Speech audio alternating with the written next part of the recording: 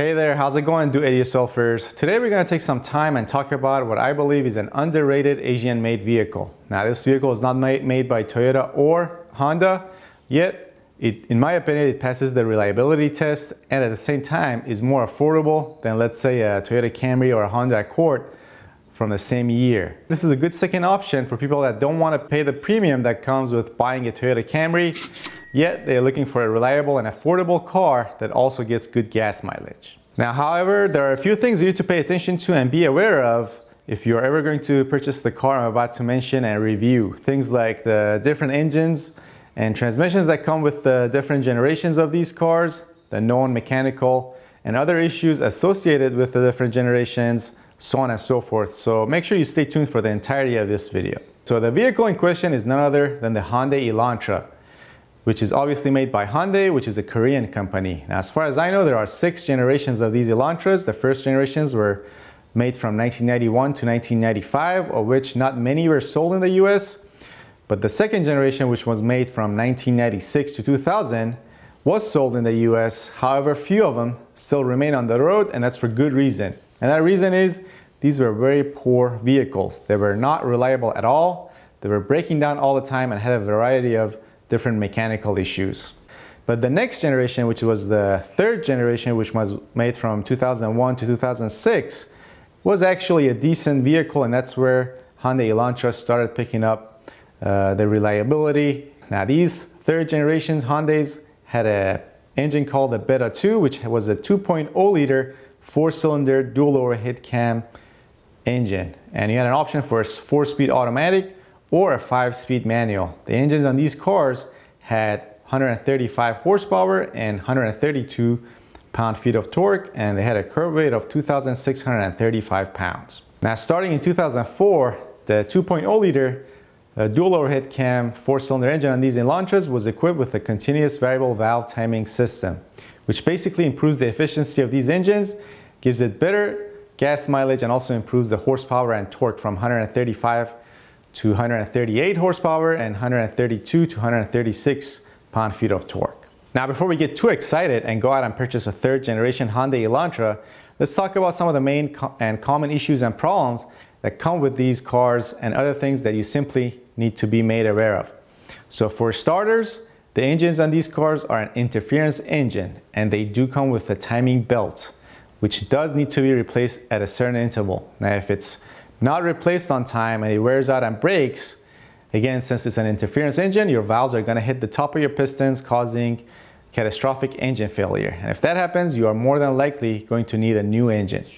All right, now here's, in my opinion, the #1 major mechanical issue with these third generation Hyundai Elantras, which is a problem with the engines blowing head gaskets. And in fact, now that I think about it, I have a video on my channel of the procedure for replacing the head gasket and the cylinder head on one of these cars that I did probably 4 or 5 years ago. Now, as far as what causes the head gasket to go bad in the first place, well, there are a few theories. Some believe that it's the problem with the design of the cylinder head. It doesn't have enough circulation around the cylinder heads, which in turn causes overheating, which in turn will blow the head gasket. However, others believe that it's just simply a poor design of a cooling system on these cars, and others believe that it's a problem with the thermostat. Now, I was gonna say, if I were to buy one of these Hyundai Elantras, I would do so and so to it. Then I thought a little harder, and I remembered that, in fact, quite a few years ago, I did buy one of these. It was a 2001 Hyundai Elantra. It had 128,000 miles, and I paid $2,500 for it. It was for a family member, and here's what I did to it. Since there was no maintenance records, I replaced the timing belts, all the drive belts, and the water pump, but also the thermostat, the coolant, and the radiator cap with all OEM parts. So yes, you need to pay close attention to the cooling system on these cars, otherwise you could potentially run into a bad head gasket. But the good news is replacing these parts is very easy, and therefore it's going to be somewhat affordable.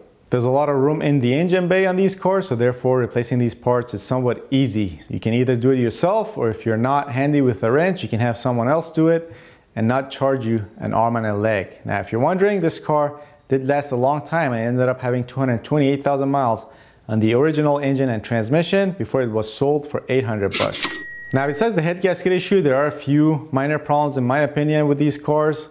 the transmission input and output speed sensors do go bad from time to time on these cars and will cause issues which may make a mechanic that's not very good at his job think that it has an internal transmission problem.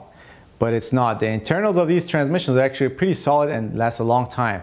But the sensors on these transmissions, specifically the two that I just talked about, do go bad from time to time, and these sensors do need to be replaced. But again, they're not that expensive and they are easily accessible. Therefore, they should not cost a competent mechanic a lot of money to replace these for you.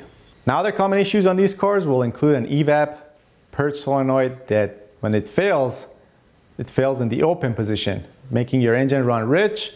And the symptoms for this problem is you might even have a hard time starting your car, and when you do, you have to floor the gas pedal to go anywhere. You will experience a great loss in power if you can drive your car at all, so on and so forth. But again, for a competent mechanic, this shouldn't be a hard problem to diagnose and a cheap fix since it's accessible and the part is not that very expensive. Oh yeah, there's one more annoying problem, and that is the radiator support on these cars is not that strong, and it happened twice where this car was driven a little too fast into a dip.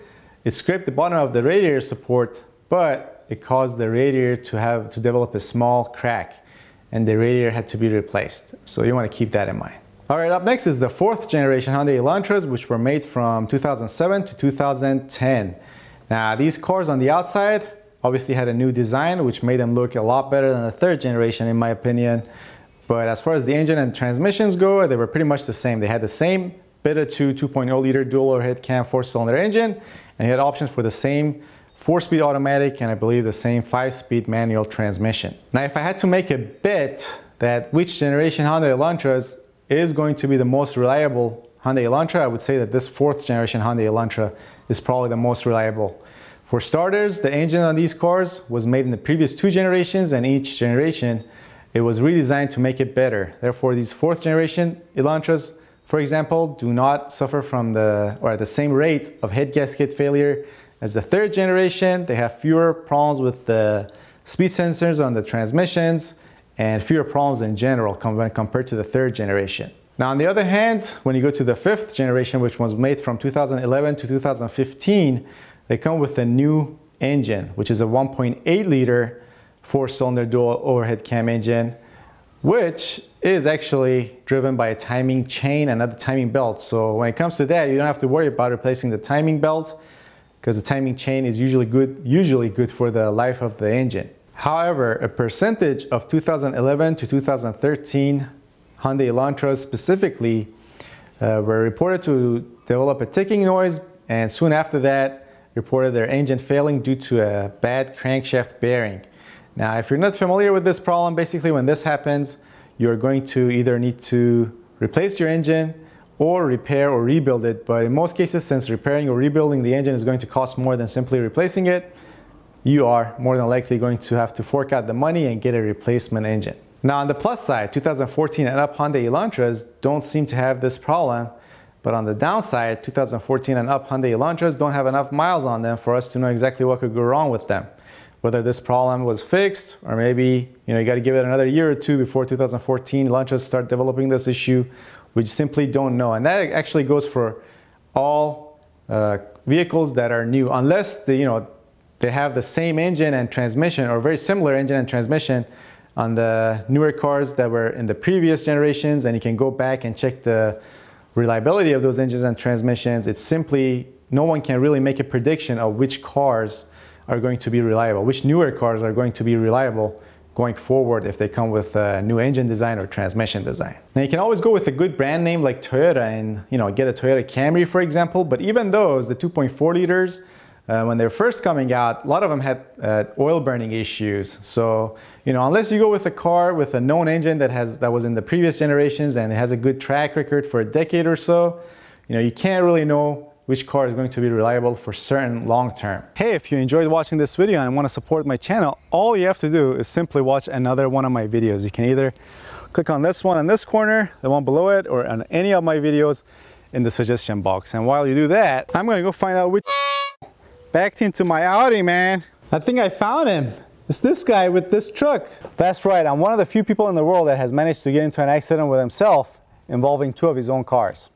More on that later.